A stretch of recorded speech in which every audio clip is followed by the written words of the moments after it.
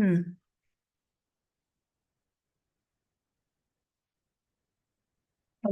you're on. Okay, I'd like to bring this meeting of the DPW committee to order. Trustee Ursink is unavailable, so I'll be chairing in his absence. Trustee Fudo is here as well. First item on the agenda is the taper request to consider the reckless drive signage. And Dan, are you going to be presenting on this one? I can. So based on from what came from the Ped and Bike Committee subcommittee, was that they wanted reckless driving signs posted at village limits at certain intersections. I believe there was a request to have police chief here to go over some of those things as to why they're necessary or unnecessary. The chief would. I'm happy to answer any questions today. Okay, well, I guess, I also believe that Sandy was supposed to be here okay, because most of those pointed questions came from him. yeah. And I don't think he's on. I don't think he's on either. I mean, I think we can go ahead without him. I mean, we've talked in this committee, talked about it now these 2 or 3 times, and there's been kind of a split opinion on the committee. Chairman Ursink, who's not here tonight, he kind of didn't like the idea of having these signs, feeling that it gives sort of a negative. That's the first thing that you see coming into Shorewood is kind of a negative reaction. I was in favor of putting up signs just because it's a new rule, and I feel like that's how we let people know that this ordinance is in effect, and the purpose of the ordinance is to deter reckless driving. And I think this passed unanimously amongst the larger board to implement the policy. So it seemed to me that we should just have signs just to let people know that there's this new ordinance. And so I guess my question to you, Chief, would be, do you have an opinion as to whether this could be helpful to getting the word out that we have this new ordinance? I do have an opinion, and I think that I don't believe that signs will have the anticipated deterrent behavior that may be expected of the signage. There are municipalities all across Wisconsin that are implementing the tow policy for reckless driving vehicles, and I believe that the media coverage has been quite extensive on this policy or this law change. I think one of the factors into posting signage about reckless driving is that it can have the potential to become just simply white noise, and people who make conscious decisions to drive recklessly will do so regardless of signs that are posted. And so it may come across as just a feel-good sign that the Village of Shorewood supports the towing of reckless driving. One of the other concerns I have about posting the signage is that it doesn't necessarily address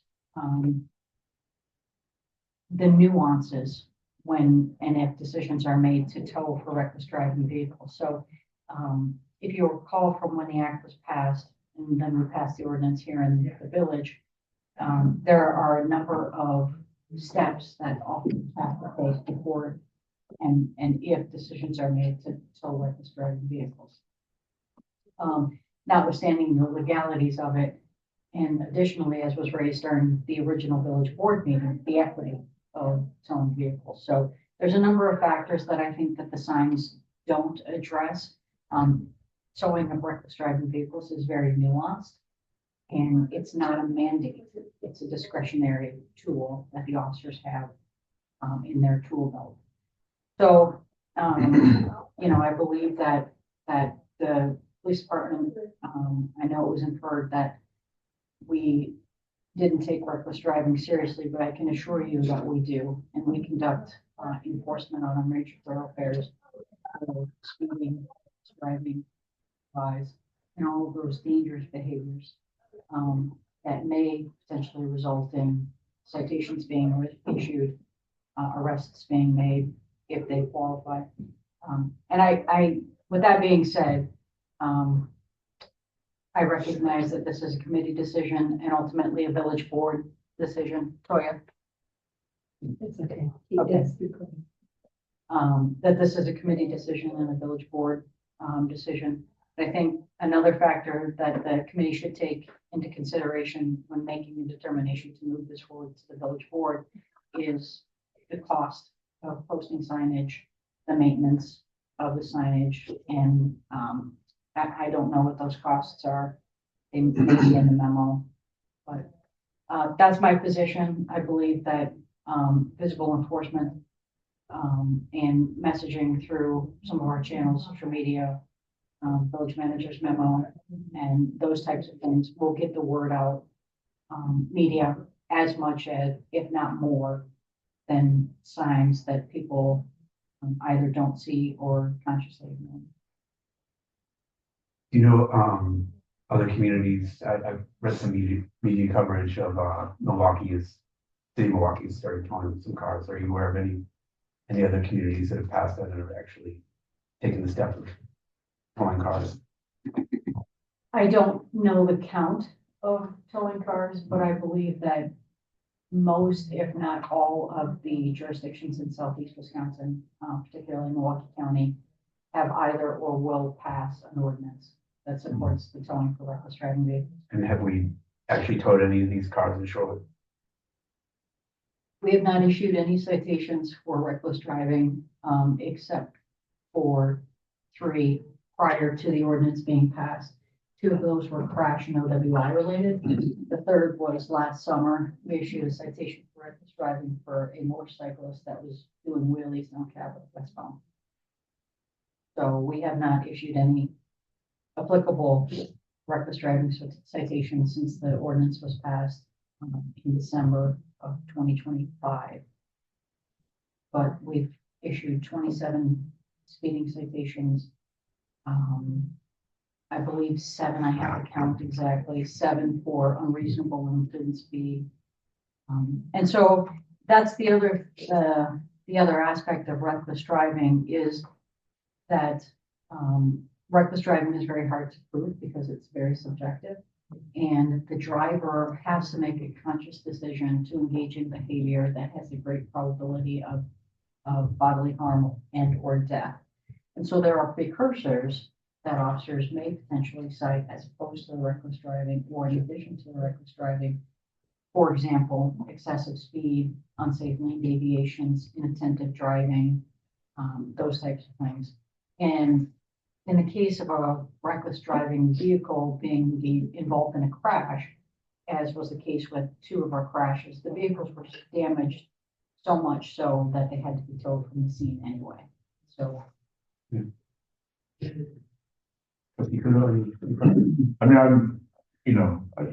I think I fall side of your previous stated position. I just don't see the logic in, if you're going to be recklessly speeding or recklessly driving, a stop sign for a sign. And so while I understand the frustrations, I think I'll fall back to one of your previous positions, which is we need to make sort of wholesale improvements to the flow of traffic on those streets as opposed to signage, because clearly no one's going to pay attention to signage. So I would not be in favor. I think I understand where the committee's coming from. I understand why they want it. But the cost, the maintenance, and the sheer fact that I believe that it would be ignored by someone who would do this anyways. It's as though they're saying the speed limit is 25. So they're going 25, but they're going correct.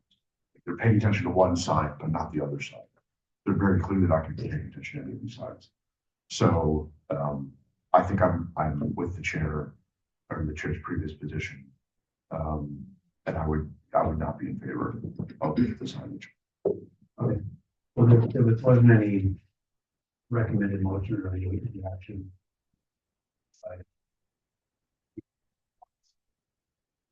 Item number 2, which was your. Yeah, do you guys just want to make it to where this is done? Or do you want to bring this back at a later date? Well, here's the thing. Are you in a position where you're comfortable voting to deny? or I'm happy to just table the item, in which case it Let's just just, goes let's away. just table Or do it. you want to kick it back to the subcommittee? Or No, I mean, like, just let it be and we'll move on. if the subcommittee has an idea in the future, Yeah. I would say bring it forward.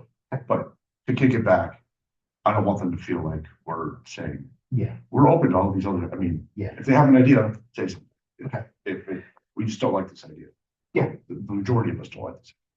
So I'll move to table, this item. You still have to second. Yeah, second. Okay. Thank you. Okay. All those in favor? Aye. Aye. We're gonna go 2-0. Yeah, Now we can move on to item 2, consider parking and pedestrian accommodation. okay, so this is, the way this started, I'll just give a quick backstory. I reached out to Leanne back in May, April. was it April? The first time I reached out was in April about cross streets. What Leanne said, cross streets and parking, what Leanne said at that point was basically, we couldn't do cross streets because they were gonna be full of supplies and materials. And so we couldn't open them up. And I said, I disagreed, but I said, okay. And then I waited 2 weeks. I took photos of the cross streets. The vast majority of them have nothing. I waited another 2 weeks. I took more photos of the cross streets. The vast majority of the streets have nothing. Certainly there's a little pile of dirt on Lake Bluff, and there are some supplies on Olive. And so the point of this is twofold. One, I definitely have received complaints from businesses and homeowners around Oakland. They're like, listen, I get not being able to park on a 100 block when there's active construction. So right now it would be the 4400 block of Oakland. There's construction all over the place. There's gravel fill. It doesn't make any sense. There are a number of blocks, 42, 43, 41, 45, that have absolutely nothing going on right now. There's some gravel fill in some of those blocks, but the vast majority of them have nothing. And people are like, well, why can't we park when there's no active construction going on? And that's not to say that they couldn't park I don't think they should be able to park during the day. Because things are moving, and if they've completed the 4400 block, they're moving to 45, I get it. But for all these other 100 blocks, there's nothing going on. There's no construction at all. There's no material being stored there. So that's one. Two, the cross streets just infuriating. Like I do not understand why these streets have been closed all these months when there's no construction and there are no supplies being held there. There's wood, not wood. What is just north of Capitol? It's a one way. Kind of Elmdale. Jeez. You think I'd have them all memorized.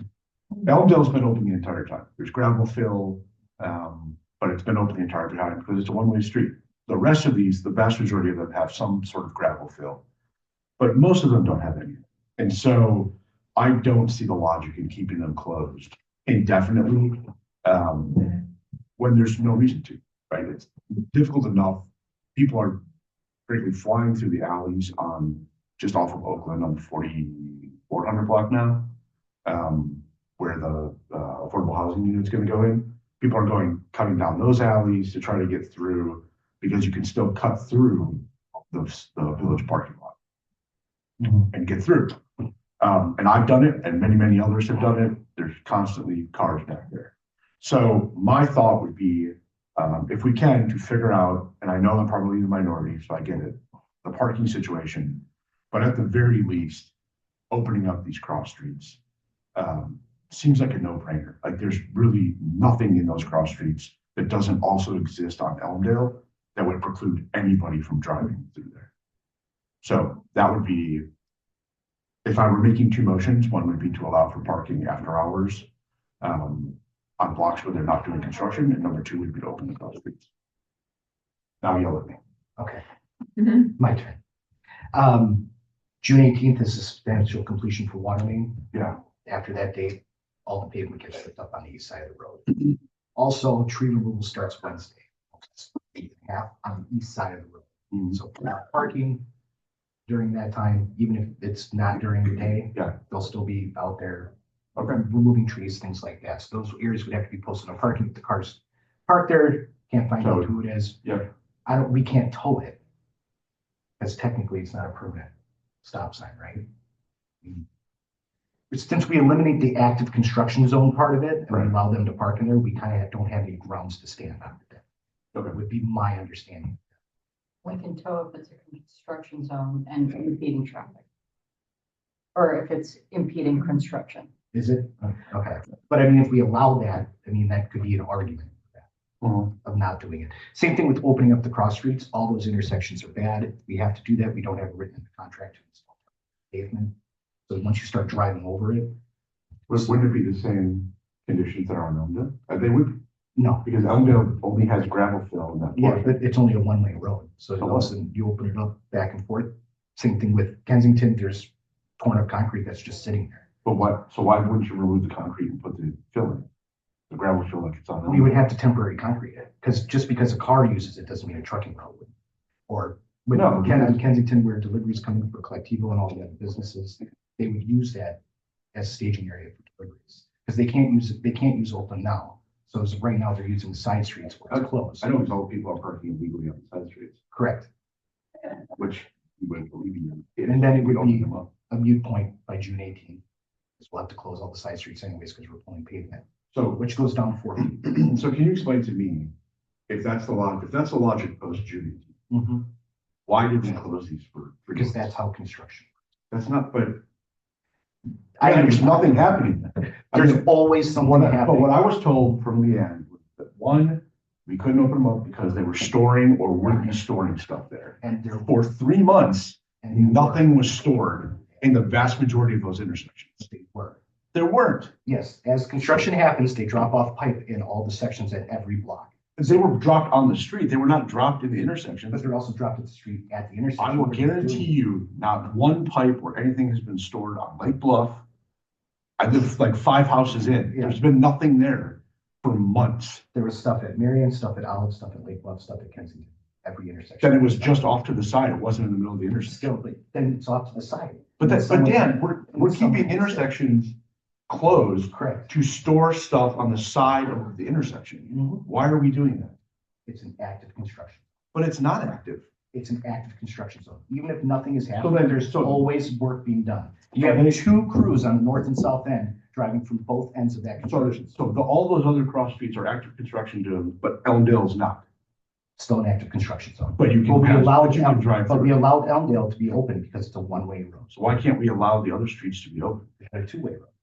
That doesn't make any sense. So the only way to access Elmdale is off it. Open. But that, I know how to access Elmdale. What I'm saying is it Yes. doesn't make any sense that we can't allow for two-way traffic on those But other we streets. allowed Elmdale to be open because it's one-way. The other And I'm one, saying, we stored material there.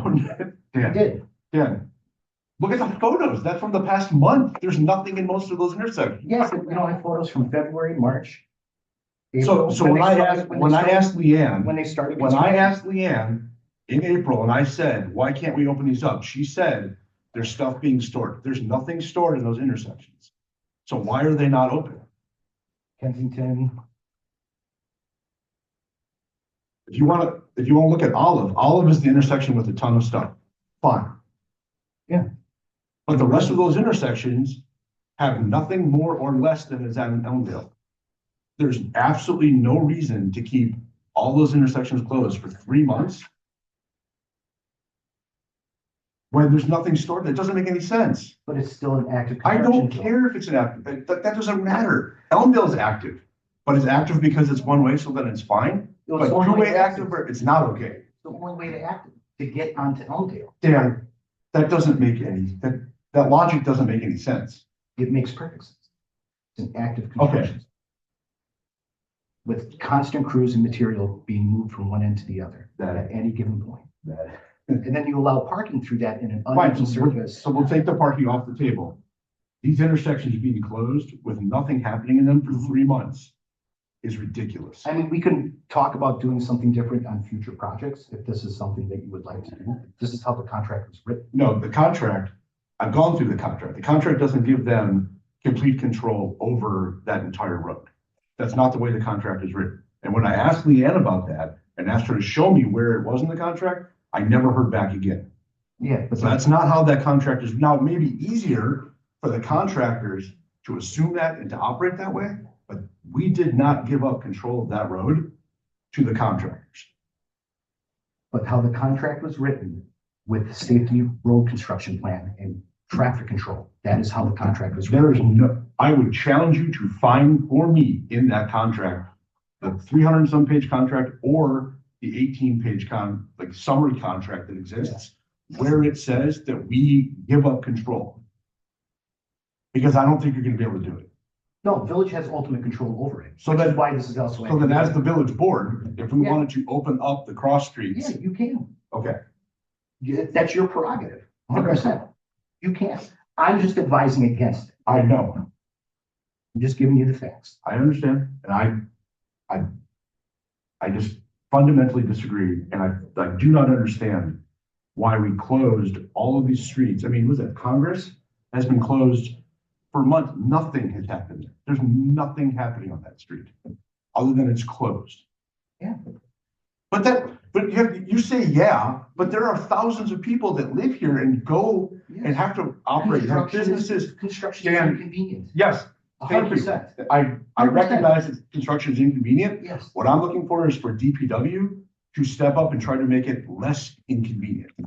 And every time I contact you guys to ask about this, I get some excuse of why it can't be done, and it doesn't make any sense. We can do this, but it will cause traffic problems. It'll cause safety issues. What safety issues would it cause you on a street with signals that is not caused on Ellendale? You have, so now you decrease the road with visibility, with all these signs going up. So now you have cars eaching their way into traffic. They were already doing it when they were bypassing the signs. Going through them, driving on sidewalks, all this other stuff that happened. I feel like we're gonna look for 50,000 different ways. There's a million different ways to not, of why it is we can't do this. It is your prerogative to decide what it is Okay. you want to do.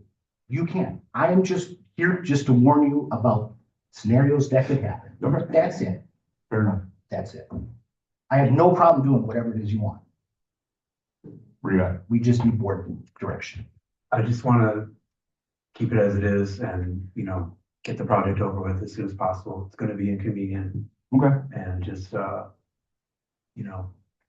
them do their work, get it over with.